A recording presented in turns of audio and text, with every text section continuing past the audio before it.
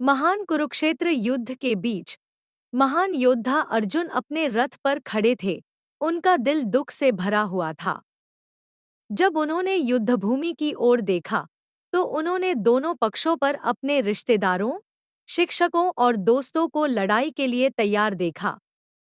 संदेह में डूबे हुए उन्होंने अपना धनुष नीचे कर दिया और मार्गदर्शन के लिए अपने सारथी भगवान कृष्ण की ओर मुड़ गए।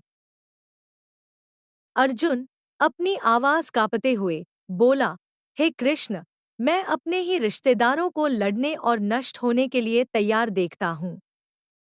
मेरा दिल भारी है और मेरा मन भ्रम से भरा हुआ है।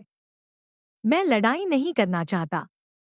मैं अपने परिवार को कैसे मार सकता हूँ? मुझे कोई विजय नहीं दिखती, केवल दुहक ही दुहक है। कृष्ण हल्की मुस्कान के साथ बोले, अर्जुन, तुम उन लोगों के लिए क्यों दुखी हो जो शाश्वत हैं? ज्ञानी जीवित या मृत के लिए शोक नहीं करते। आत्मा अविनाशी है, यह न तो मारती है और न ही इसे मारा जा सकता है। उन्होंने आगे कहा, तुम धर्म की बात करते हो, फिर भी तुम्हारा मन आसक्ति से ढका हुआ है। एक योद्धा के रूप में तुम्हारा कर्तव्य न्याय के लिए लड़ना है, परिणाम के प्रति आसक्ति के बिना।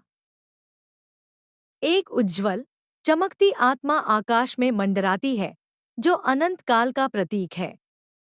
अर्जुन विस्मय से ऊपर देखता है, जबकि कृष्ण एक शांत भाव के साथ समझाते हैं।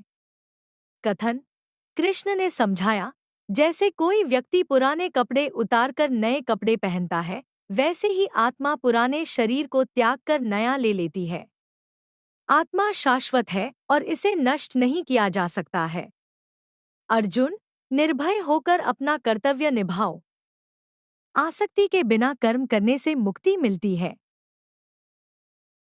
अर्जुन एक नई समझ के साथ कृष्ण के सामने झुके। हे भगवान, मैं अब समझ गया हूँ। मैं लड़ूंगा, लेकिन बिना आसक्ति के। मैं अपनी जिम्मेदारी को भक्ति के साथ निभाऊंगा और आपको समर्पित करूंगा। कृष्ण ने सिर हिलाया, मुझसे समर्पण करो और मैं तुम्हें मार्गदर्शन करूंगा। जो व्यक्ति भक्ति के साथ अहंकार और आसक्ति से मुक्त होकर कार्य करता है, वह सच्ची शांति प्राप्त करता है। कृष्ण को अपना मार्गदर्शक मानते हुए अर्जुन ने एक बार फिर से अपना धनुष उठाया। उसकी शंकाएं समाप्त हो गईं और उसका दिल स्पष्ट था। जब वह युद्ध में गया तो वह अब और डरता नहीं था। उसने समझा कि सच्चा कर्तव्य निस्वार्थ कार्य, भक्ति और दिव्य इच्छा के प्रति समर्पण में है।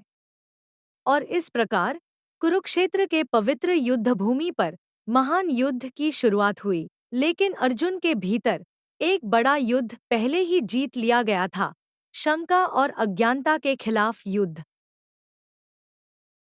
भगवद गीता की शिक्षाएं शाश्वत हैं। वे हमें बिना आसक्ति के कार्य करने, ज्ञान की खोज करने और दिव्य के प्रति समर्पण करने की याद दिलाती हैं। भक्ति, ज्ञान और कर्म का मार्ग अंतिम मुक्ति की ओर ले जाता है। जैसा कि कृष्ण ने कहा, सभी भय को छोड़ दो और मुझ में समर्पण करो। मैं तुम्हें सभी पापों से मुक्त कर दूंगा। दुखी मत हो। भगवद गीता की बुद्धि आपके सफर में आपका मार्गदर्शन करे।